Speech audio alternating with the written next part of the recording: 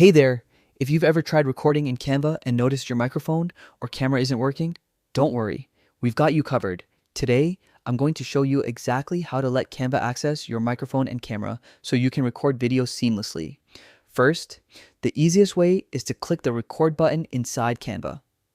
When you do this, your browser should automatically prompt you to grant permission to use your microphone and camera. All you need to do is click Allow and you're good to go. That's it. Super simple. But what if the prompt doesn't show up? No problem. In that case, you'll need to adjust your browser's site settings. Go to your browser menu, find the settings for site permissions, and make sure both microphone and camera access are enabled for Canva. If you're still having issues, the next step is to check your computer's privacy settings.